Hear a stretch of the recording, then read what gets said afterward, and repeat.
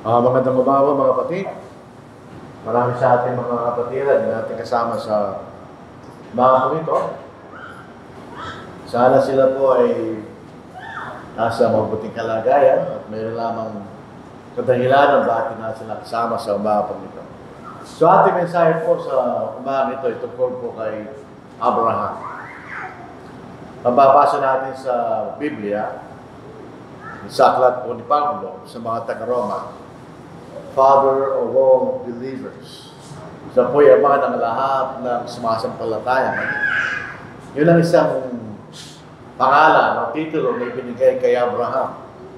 Ito yung binigay hindi ng tao, kundi ng Espiritu Santo, kasi siya nagpahayag. Dito sa Romans chapter 4, ito.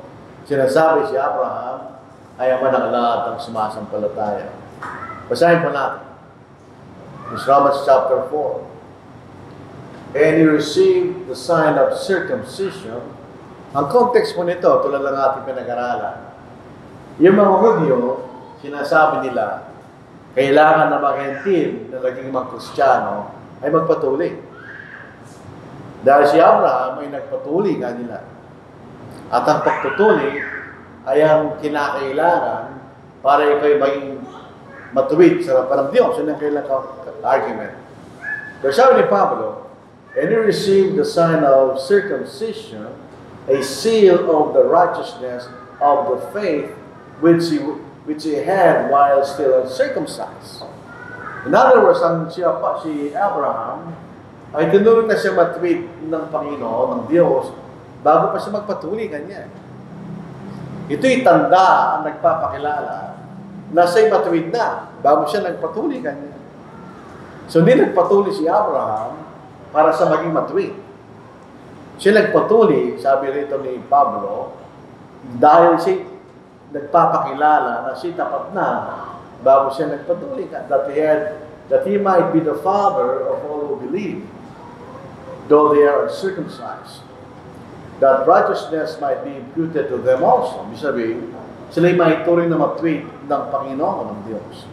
And the father of circumcision to those who not only are of the circumcision, di lamang yung mga Hudyo, but who also walk in the steps of the faith which our father Abraham had while still uncircumcised.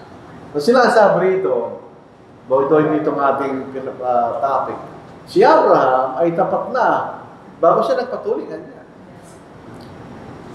Siya yung ama na mga nagpatuloy, yung mga Hudyo, at siya yung ama na mga di nagpatuloy. Doon na lumalakad, walk in the steps of the faith which our father Abraham had while still uncircumcised. Kaya sinasabi, siya ay ama ng lahat ng sumasampalataya, that he might be the father of all those who believe.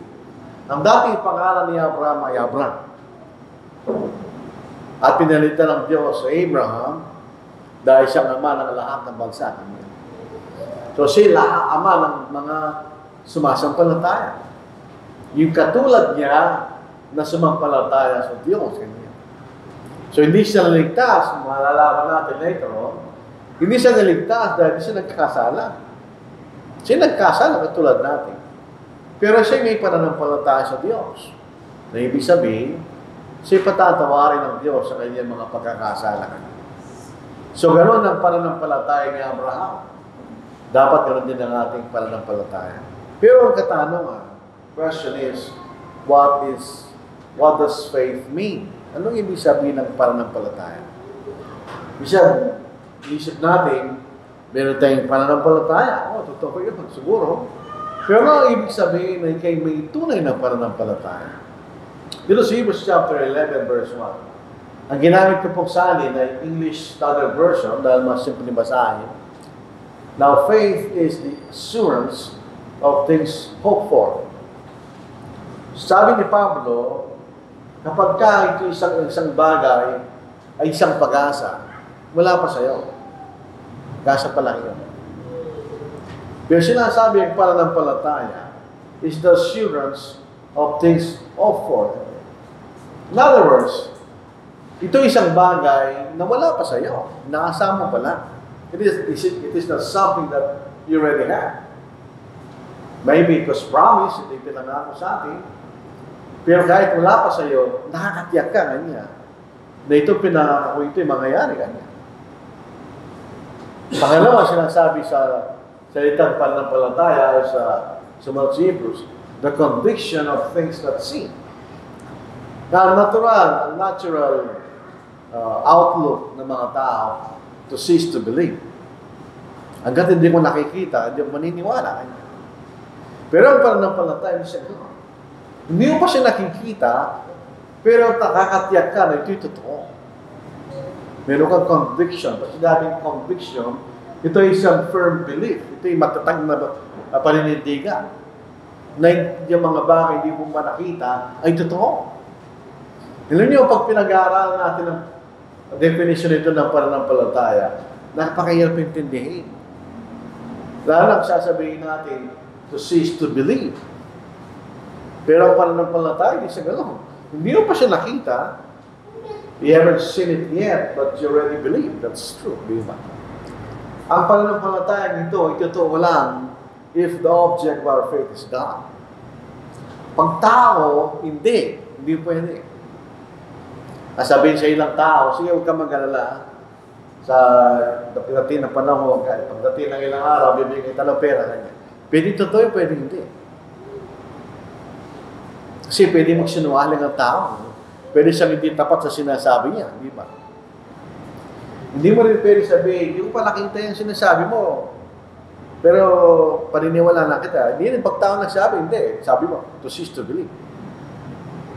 Pagka ito'y totoo lamang, pag ang ating pinananampalataya niya, Diyos. For several reasons. Number one, God is truthful, not a liar.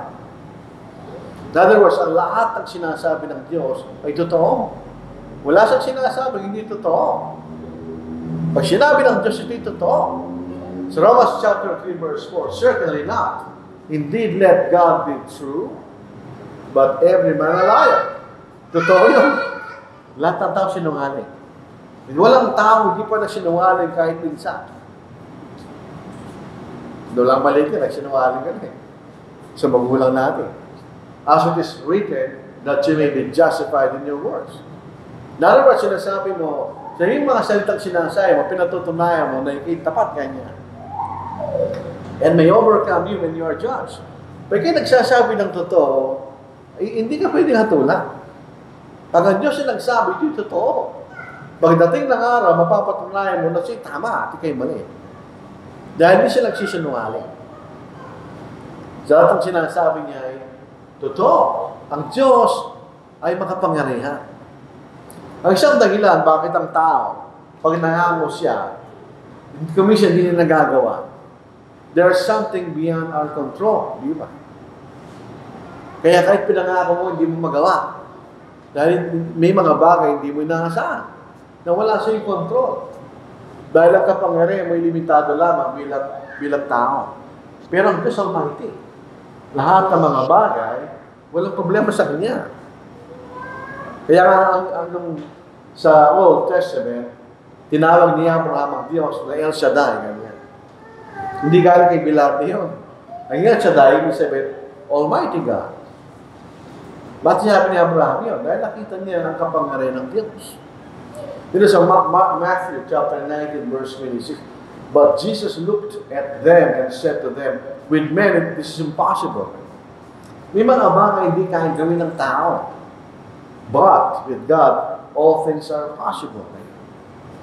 Pagka yun ay totoo. Kaya gawin ng Diyos ang lahat ng mga bagay. So, pag nangako siya ang Diyos, kailangan paniwala. Bakit? Gagawin niya. Kaya niyang gawin. Pag nagsalita ang Diyos sa iyo, kahit hindi mo pa nakikita, mangyayari yun. Bakit? Kaya niyang gawin. Dahil siya ay makapangarihan. Nang sabihin ng Diyos kay Noah, gugunamin ko ang mundong ito, kanya, sa pamagitan ng baha, ginawa ng Diyos. Pero hindi pa yung nakita ni Noah. Pero ginawa niya, di ba? Siya sumunod sa Diyos. Bakit alam ni Noah na mangyayari yun? Ganoon din, yan ang ibig sabihin. No? Pangatlo, ang Diyos ay mabuti. Hindi siya gagawa ng kasama. Hindi siya gagawa ng mga bagay na makakasama sa iyo. Lahat ng pinagagawa sa atin ng Diyos ay mabuti. Lahat ng sinasabi ng Diyos ay mabuti. Lahat ng ipinangako ng Diyos ay mabuti. So, meron kang dapat ka maniwala sa Kanya, di ba? Sa Mark chapter 10, verse 18, so Jesus said to him, "Why do you call me good? No one is good but one, that is God." So, nung sabihin ng Diyos sa Genesis chapter 2, na lahat ng ginawa ay mabuti, hindi yung para sabihin niya ako'y magaling. Hindi yun. Ang sinasabi ng Diyos doon, lahat ng ginawa lang sa mabuti para sa tao Kanya. Hindi para sa Kanya. Hindi para itangal niya yung sarili niya, ako'y magaling. Hindi. Sinasabi lang sa atin ng Diyos, sa Genesis, lahat ng ginawa ko ay mabuti para sa inyo. Tandaan niya, paglalaro ng Diyos, nagsimula siya sa liwanag, na kailangan natin ng energy sa lahat ng bagay, at natapos nung maayos siya lahat ng mga bagay, nilalang yung tao. So sa lahat ng mga bagay nilalang ng Diyos, ay mabuti para sa atin. Kanya. Wala siyang nilalang na makakasama para sa, unless tayo ang gumawa, no? In other words, nalapastangan natin ang paglalalang ng Diyos. So yung tatlong bagay na yun, ang Diyos ay truthful, not a liar. Ang Diyos ay mga pangyarihan, at kasi mabuti. Kaya nga, pwede tayong maniwala sa Diyos. Sa lahat ng sinasabi niya, without question. So pag siya'y nangako, mangyayari. Pag sinabi niya, kahit di pa nakita, totoo yun. Dahil doon sa dahilan na yun, di ba? Hindi totoo sa tao yun. Kahit na pinakamabuting tao, hindi pa rin siya naman. Hindi mo pwede sabihin lahat ng sinabi ko, mabuti. Di parang dinadaya ka niya. Hindi pwede sa tao yan. Pwede lamang yan sa Diyos. So yung pananampalataya sa Hebrews chapter 11, verse 1, hindi ang general definition ng pananampalataya. Yan ang definition ng pananampalataya sa Diyos. Dahil sa mga dahilan na sinabi natin na ito klaseng pananampalataya na ito ay pinakita ni Abraham. Kaya hindi kataka-taka, sinasabi siya ama ng lahat ng sumasampalataya. Father of all believers. Dahil pinakita niya itong ganito klaseng pananampalataya. Ito po yung basically, ito yung Middle East. Walang accept, hindi na nakikita yung Iran. Pero yung Middle East, di ba? Ang si Abraham ay tagalugar na ito, or Chaldees. Si Abraham ay isang Chaldean. Galing siya doon sa lugar niya. Sa kasalukuyang panahon, nakikita yung Tigris River, tapos may isang river pa, yung Euphrates River. Ito yung Iraq. Alam niyo yung takuring sa Iraq, land of two rivers.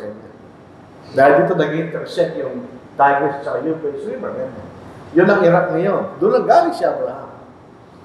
The first time na mabanggit si Abraham, maliban lang doon sa chapter 11 of Genesis chapter 12, 1 to 3. Ang sabi ng Diyos, get out from your country, from your family, from your father's house, to a land that I will show you.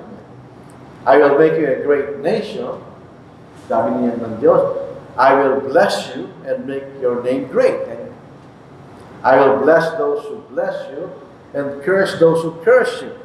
In you, all the families of the earth shall be blessed. Doon sinabi yun. Doon natin siya nakita for the first time sa banal na salata.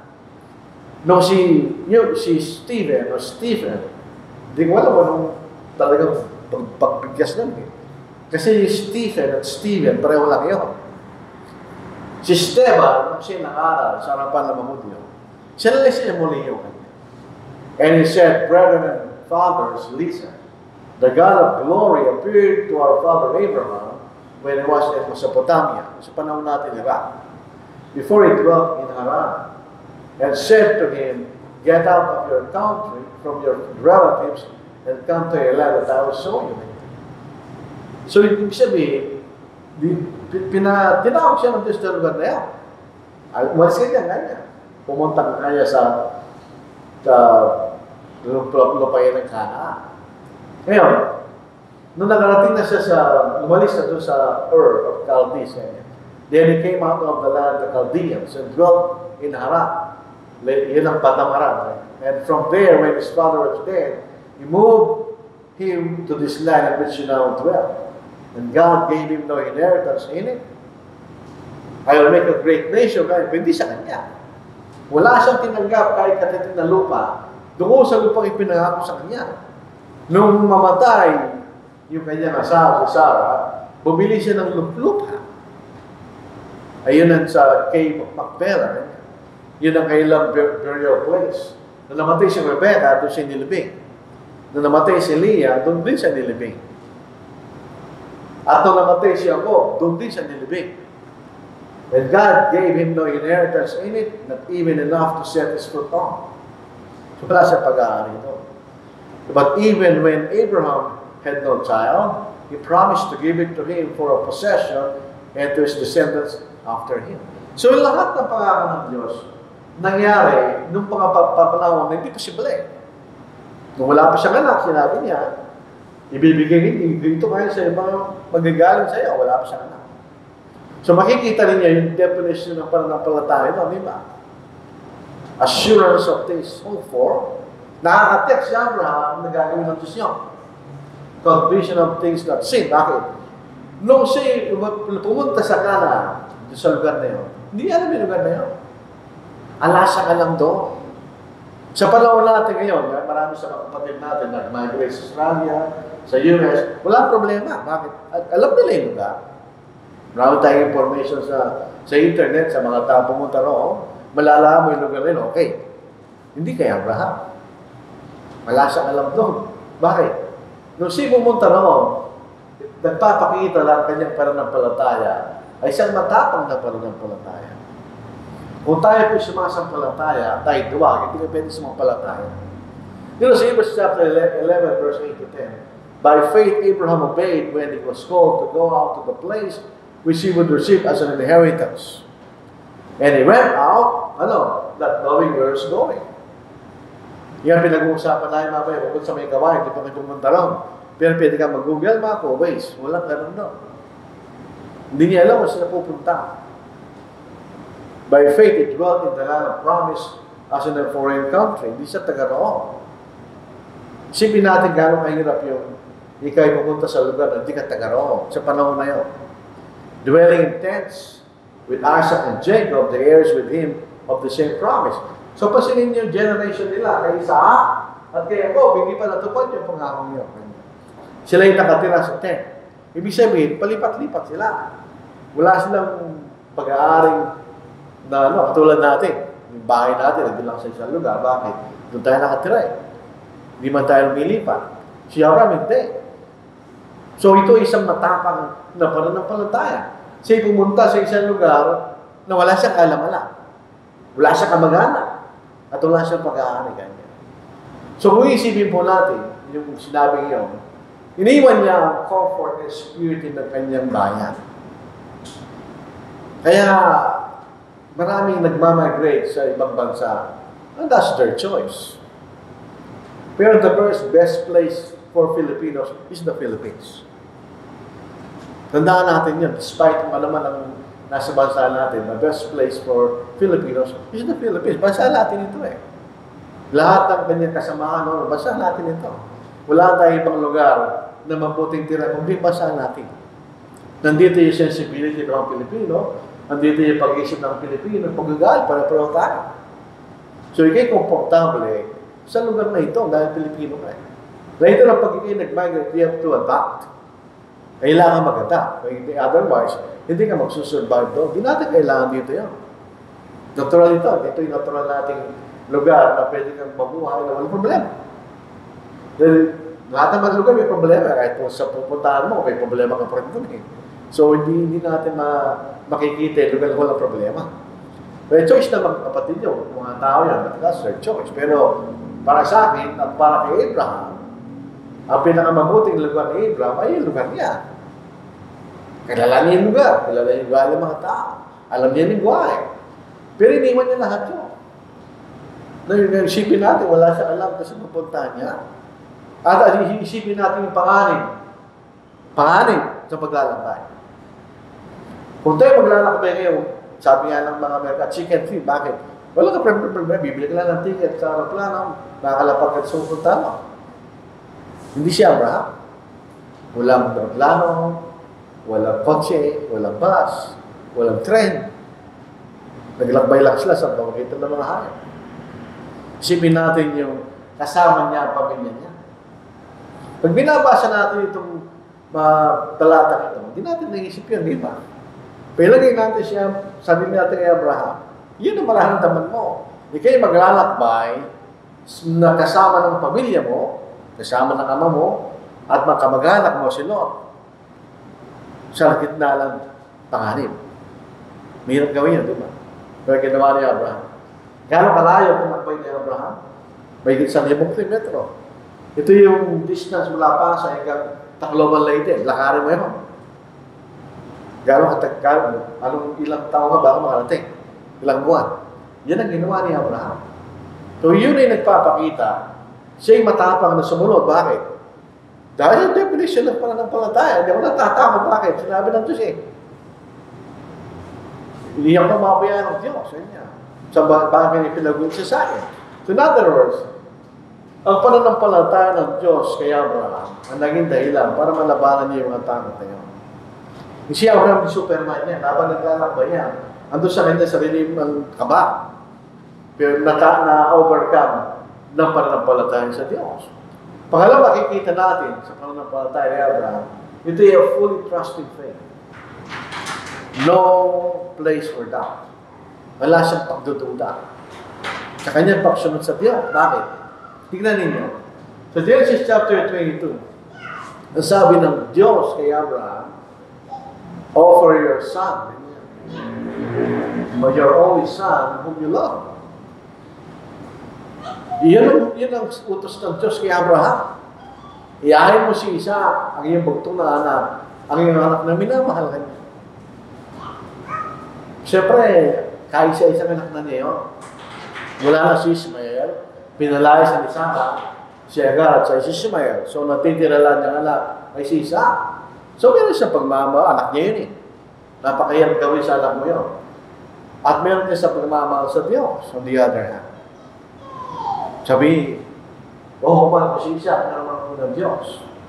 So, si Abraham ay nasa dilema kung anong gagawin niya. Kung ikaw si Abraham, at sinabi ng Diyos, iyayin mo ang anak mo kanya, hindi ka naman nakatawa.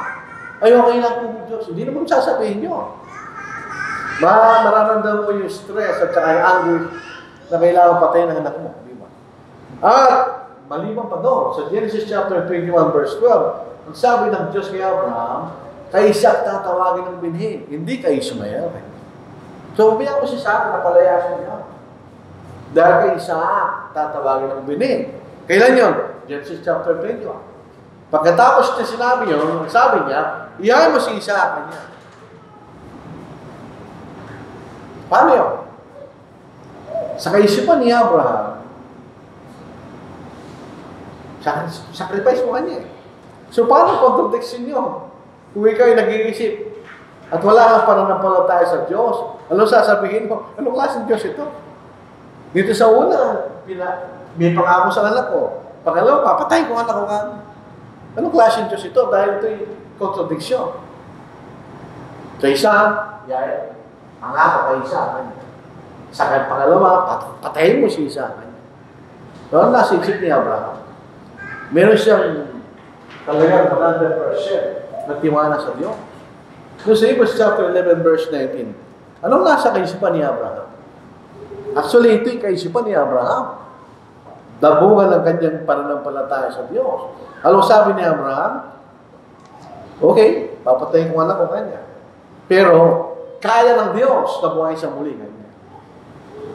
So, meron siyang lubusang tiwala sa Diyos. Kaya gawin ng Diyos yung kanya. Ang Diyos ay mabuti. Ang Diyos ay nagsisinungaling. Gagawin niya yung kanya. Pero alam ko, ang Diyos makapangarihan. Sa Hebrews chapter 11 verse 19, itunuring niya na maging mula sa mga patay ay maaaring buhay ng Diyos ang isang tao. At sa matalinhagang pananalita, siya'y muli niya tinanggap. Kaya gawin ng Diyos yung kaya tingnan ninyo, ito yung lubos ang pagtitiwala. Kung hindi ka lubusan nagtitiwala sa Diyos, hindi mo gagawin yun. Paano, Diyos, sayo mo pangako niya kay Isaac, tapos papatay mo nga. Wala tayong makikita, gano'n kaya Abraham. Siya yung lubusang nagtitiwala sa Diyos. Kaya ginawa niya yun. Tingnan niyo, sa kaisipan ni Abraham, he fully trusted in the truthfulness and power of God. Walang duda doon, gagawin ng Diyos natin. That God will fulfill His promise no matter what happens. Kahit anong mangyari, gagawin ng Diyos yun. Yun na, sa kaisipan niya. Yun ang makikita natin of fully trust in faith. Di ba? Makikita rin natin ang kanyang, obviously, ang kanyang pananampalataya ay isang sacrificial faith. He was willing to sacrifice His son. Meron pa may emphasis. His own son. Tapos, dadagdag pa ng isa. Whom you love, ganyan. Adding salt to the injury, di ba? Minamahal mo, patayin mo kanya. Pero, gusto niya kami yan. Dito sa Genesis chapter 22, verse 7, but Isaac spoke to Abraham, nung doon siya, malapit na siya sa lugar. Siya ang dalawa na lang Pinaiwan na nila yung kasama ng dalawa. So, dalawa na lang sila. But Isaac spoke to Abraham, his father, and said, my father, and he said, here I am, my son. Kasi isipin niyo, kung kayo si Abraham doon sa pagkakataon na yun, at alam mong papatay mo si Isaac, at tatanungin ka rin Isaac ng talong na ito na pagkakanda mo. Tingnan niya sa verse, then he said, look, sabi ni Isaac, look, the fire and the wood, but where is the lamb for a burnt offering? Siyempre nagtataka yung bata, 12 years old si Isaac dito Nagtataka siya, ama kanya, dito yung apo at saka tao, saan yung papatay natin? Tingnan niya sabi sagot ni Abraham. Abraham said, ang alam lang ni Abraham, si Isaac ang papatay niya. But Abraham said, my son, God will provide for himself the lamb for a burnt offering. So, ano ibig sabihin? No. Sige ka niya, hindi niya alam Isaac yun Pero ni Abraham, ikaw yung ganyan. So, he is willing to sacrifice. So, the two of them went together. So, nagtiwala si Isaac. Isipin rin natin, anong pakiramdam ni Isaac? Nung itali siya ng kanyang ama, papatayin. At ano yung pakiramdam ni Abraham? Alam niyo, siya willing na sumunod, pero tama pa rin siya. Hindi naman papatay niya, wala siyang pakiramdam. So makikita niyo yung anguish, stress ni Abraham sa pagkakataon na yun. Pero meron siyang pananampalataya sa Diyos. So Genesis 22 verse 12, and he said, do not lay your hand on the lamb. Huwag mong patayin ka niya. Nor do anything to him. For now I know that you fear God. Actually, lang pagkakataon ng beses na pinatunayan ni Abraham. Kaya siguro ito yung pinaka-ultimate. Dahil dito ulitin ng Panginoon yung mga pangako niyang sinabi sa Genesis chapter 12. Since you have not withheld your son, your only son from me. Then Abraham lifted his eyes and looked, and there behind him was a ram caught in a thicket by his horns. So Abraham went and took the ram and offered it up for a burnt offering instead of his son. So, sabihin, di siya natatakot na iyayin ang kanyang anak. He was willing to sacrifice. Isipin ninyo, pag nababasa natin yan, magtanong tayo sa ating sarili, how much are we willing to sacrifice para sa Diyos? Dito si Abraham was willing to sacrifice isang tao na mahalaga sa kanya. Isang anak na lang yun But he was willing to sacrifice. Nagtuturo sa atin yan. How much are we willing to sacrifice for God? Tulad ni Abraham. Yun ba? A sacrificial faith, makikita natin. A willing faith. He was willing. Wala tayong makikita ng hesitation kay Abraham. Kaya nga, pag tayo po ay napakahirap ng utos na yan, despite the difficulty of the command. Mahirap yun Abraham was prepared to obey without hesitation. Paano natin nalaman yun? Kapag ka isang bagay ayaw mong gawin, you will hesitate. Sabi niya, you will drag your feet. Ayaw mo igulo pa mo. Pag ayaw mo gawin isang bagay, wala tayo makikita gano'n. Bakit? Abraham rose early in the morning. Ito yung sinasabi natin na necessary inference. Wala siyang hesitation, maaga siya nagising. Kung hindi siya interesado dyan, mamaya na, yan tayo, ha? Hindi, interesado siya eh. And nag-prepare siya, and saddled his donkey, and took two of his young men with him, and Isaac his son, and split the wood sa sa karang gagamitin for the burnt offering, and arose and went to the place of his God and told him. Dito sa account na ito, wala tayong makikitang hint na siya'y nag-hesitate. Talagang gusto niya sumunod sa Diyos. So, very willing na siya sumunod sa Diyos. Gano'ng kahirap yun. Siyempre, inihanda mo niya kanyang kaisipan. Gano'ng kahirap na gagawin niya para siya sumunod sa Diyos. And he prepared himself physically as well. Para maglakbay sila, pupunta doon sa lugar na pupunta nila. Hindi malapit siya lugar. Dahil after 3 days, nakita nila yung lugar. So, malayo yun. Hindi siya malapit sa kanilang paglalakbay. So, willing siya sumunod. Kahit gano'ng mahirap yung pinasusunod sa kanyang Diyos. And a firm and immovable faith. Hindi mo makita ang pag-iiba niya. Steady siya sa kanyang pananampalataya. Hindi siya nagbago. He didn't change. Kala bang kahirap yung utos niya, hindi siya nagbago. At hindi siya nagbago pagkatapos noon. Pwede silang bumalik. Tandaan natin, sila yung foreigners. Hindi sila native sa Canaan. Pwede ka bumalik sa pinanggalingan mo. Anytime. Pwede sila bumalik. Although ito yung generic. Pero ang pangunahin ito si Abraham. Bakit? Sabi rito, these all died in faith. Namatay sila na may pananampalataya na yung sinabi ng Diyos sa ito to, at yung ipinangako yung mangyayari. Namatay sila lahat. Not having received the promises, dahil hindi para sa kanila personally, but having seen them afar off, we're assured of them. Totoo yung mga yun. Gagawin ng Diyos yun. Embrace them and confess that they were strangers and pilgrims on the earth. Hindi kami tagalupa kanila.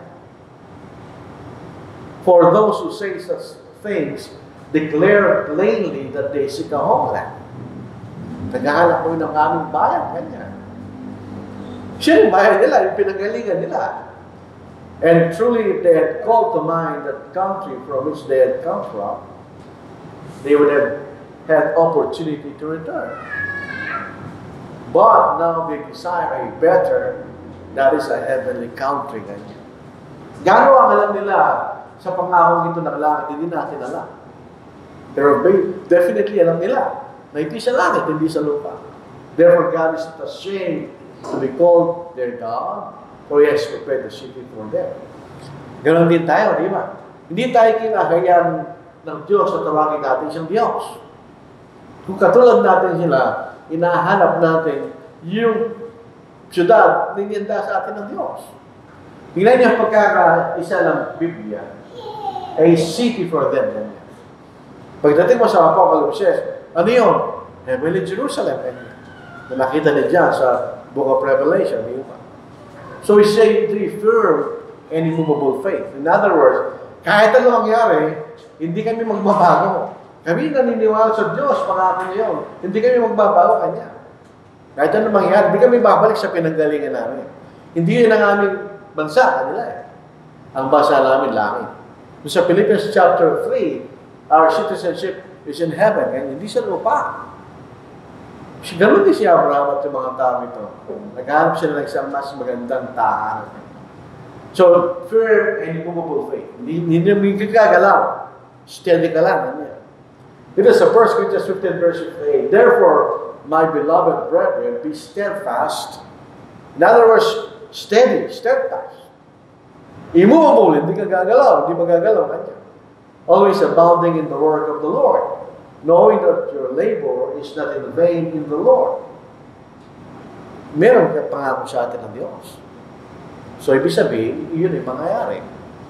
Si Pablo, not that I have already attained or I am already perfected, but I press on, that I may lay hold of that for which Christ just has also laid hold of me. Brethren, I do not count myself to have apprehended o nakarating, but one thing I do, forgetting those things which are behind, and reaching forward to those things which are ahead. Saan ka nakatingin? Sa langit. I press toward the goal for the prize of that upward call of God in Christ. So, ano ang pagkakaiba natin kay Abraham? Ganon din, di ba? Bila tayong magkaroon ng firm and immovable faith. Hindi gagalaw kahit ano mangyayari sa atin. A perfected faith. Hindi siya sinabing perfect faith. A perfected faith.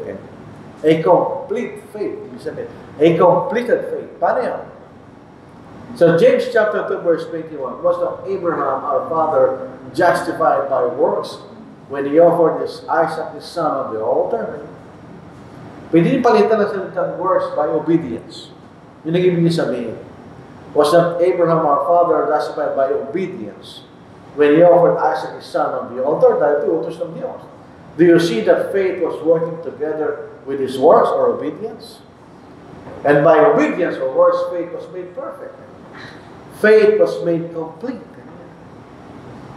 And the scripture was fulfilled which says, Abraham believed God and it was accounted to him for righteousness. Hindi yan faith of believing. Yung salita, believe, kasama yung pagsunod. And he was called the friend of God. You see then that a man is justified by works or obedience, not by faith alone only. Yun ang ibig sabihin ng isang perfected faith. Tayo naniniwala tayo sumusunod.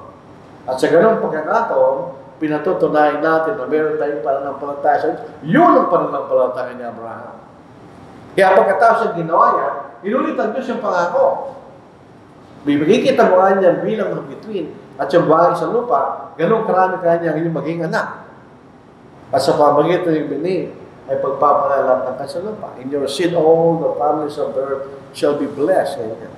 Inulit yun ang Diyos sa kanya. Dahil pinatunayan ni Abraham na karapat-dapat siyang panggalingan ng ating Panginoon. Dahil sa kanyang pananampalataya sa Diyos. Kaya tinatawag siyang the Father of all believers. Nakarapat lang kanyang title. So, bagay ang pagsipan natin sa kasaysayan ni Abraham. Ano yung impact nito kay Isaac? Pagkatapos na nangyari ito, at di siya pinatay ng kanyang ama. At narinig niya lahat ng mga bagay na narinig niya doon. Ano ang impact niya kay Abraham? Nakita niya kung ano ang kanyang ama. Na siya'y sumusunod ayon sa kanyang pananampalataya. At meron siya respeto sa Diyos. The fact that he's willing to kill Isaac, to obey God, yun nagpapakita na mayroon siyang respeto sa Diyos. Na meron siyang lubos ang pagtitiwala sa Diyos. So Genesis chapter 18, for I have known him in order that he may command his children and his household after him, that they keep the way of the Lord, to do righteousness and justice, that the Lord may bring to Abraham what he has spoken to him. Doon ang pagtingin ng Diyos kay Abraham. At sa pagkakataon na ito, tama ang Diyos. Tama ang pagtingin niya kay Abraham. Dahil hindi niya pinagkait kahit ang pinakamahalaga. Pero, having said na si Abraham ay meron kompletong pananampalataya, he was not sinless. Siya nagkasala. Katulad lang natin si Abraham. Hindi siya Superman. Siya nagkasala. Meron din siyang takot, katulad natin. Especially sa asawa niya. Ito yung problema. Kumisa, pag ang asawa maganda, si Rachel ay maganda. Ngayon, nung sila nagkaroon ng tagutong at pumunta sila sa lupain ng Egypto, nasabi nito ni Abraham, now there was a famine in the land, and Abraham went down to Egypt to dwell there, for the famine was severe in the land. And it came to pass when he was close to entering Egypt, that he said to Sarai pa pangalan, his wife, indeed I know that you are a woman of beautiful countenance. Siguro maganda siya. Therefore, it will happen when the Egyptian will see you, that they will say, this is his wife. And they will kill me. But they will let you live. Siyempre, gusto nila alam na patay na si Sarai. Please say you are my sister, that it may well with me for your sake, that I may live because of it. Kapatid niya talaga si Sarai. Half-sister niya. Si Sarai. So, hindi siya nagsasabi hindi siya nagsisinungaling ng lubusan, pero nagsisinungaling pa rin siya. Bakit? Asawa rin niya yung kapatid niya. Yung panahon na yung pwede, sa atin di na. Genesis chapter 20, verse 1, nung pumunta sila sa lupain ng Gerar, and Abraham, tingnan, iba na yung pangalan niya, Abraham. journeyed from there to the south and dwelt between Kadesh and Shur and stayed in Gerar. Now Abraham said of Sarah, his wife, she's my sister. And Abimelech, king of Gerar, said and took Sarah. Maganda eh. But God came to Abimelech in a dream by night and said to him, indeed, you are a dead man because of the woman whom you have taken for Isabel's wife. Nagsinungaling si Abraham. Nagsinungaling siya para sa kapakanan niya, para sa buhay siya. So hindi siya katulad, hindi siya naiba sa atin. May pagkakataon sa kanyang kahinaan, siya nagsinungaling. So hindi siya naligtas dahil siya 100% sinless. Siya'y katulad natin ang nagkasala at umaasa siya sa ating Panginoon, sa kanyang binhi. Sa Galatians 3:16, pinatutunayan yung binhi na pinangakuan ng ating Panginoon. Umaasa lang siya doon. Nakita niya ang kaarawan ng ating Panginoon. Alam niya, mamamatay ang Panginoon sa cross. Sabi ng ating Panginoon, tungkol kay Abraham, sa John chapter 8, verse 56, your father Abraham rejoiced to see my day, and he saw it and was glad. Bakit nagalak siya? Eh, ito ang pag-asa ko kanya. Siya ang iniligtas sa akin. Siya aking tagapagligtas. Alam niya yan. Nasabi ng Diyos, and in your seed, all the families of the earth shall be blessed. At yung blessing na yun, hindi physical blessing, kundi spiritual blessing. Ito'y tumutungo sa kaligtasan. Yung hindi magagaling kanya ang kaligtasan. Doon siya umasa, doon sa ating Panginoon. Kaya sabi niya, your father Abraham rejoiced to see my day, and he saw it, and was glad. So, utitignan natin, si Abraham, ulitin natin, siya'y nakita niya kaaraw ng Panginoon. Pero bilang isang pangako. Hindi pa totoo yun, pangako pa lang. Ang mga Kristiyano, naniniwala rin tayo sa parehong pangyayari. Naniniwala tayo na yung kamatayan ng Panginoon magligtasan. Pero may malaking pagkakaiba. Sa atin, ito'y totoo. It's a fact. Hindi siya promise. Nangyari din. Si Abraham, naniniwala lang siya sa isang pangako, hindi pa nangyayari. So, tanongin natin, ano may higit na pananampalataya? Yung maniniwala mo siya sa pangako o maniniwala siya sa katotohanan? Hindi siyempre si Abraham, pangako. Pareho lang yun. Dahil itong kamatayan ng Panginoon, hindi niya nagligtas sa atin. Nung tayo sumapalataya sa mga sibagin, nagligtas sila kay Abraham at mga taong katulad niya, sila ng lumang tipan. Hebrews chapter 9, verse 15, and for this reason, he is the mediator of the new covenant by means of death, for the redemption of the transgression under the first covenant. That those who are called, tayo, may receive the promise of the eternal inheritance. So, saan tayo sumasampalataya? Kaya isang bagay, ay sumasampalataya sa ating Panginoon. Si Abraham, siya sumasampalataya sa Panginoon bilang siyang pangako. Tayo sumasampalataya sa Panginoon na ginanap na niya ang dapat niyang gawin. So, ito isang totohanan. Si Abraham, makikita natin, meron siya pag-asa. Ano yun? Yung binasa natin kanina. Hebrews 13 verse 16, yun ba? Siya yung maasa sa makalangit na tahanan, a heavenly country, maasa siya doon. Hindi siya bumalik sa earth, hindi siya bumalik sa Haran, hindi siya bumalik doon. Dahil sabi niya, hindi ng bayan ko kanya, yun ang bayan ko sa langit, na inihanda sa akin ng Diyos. Ano makakaiba natin?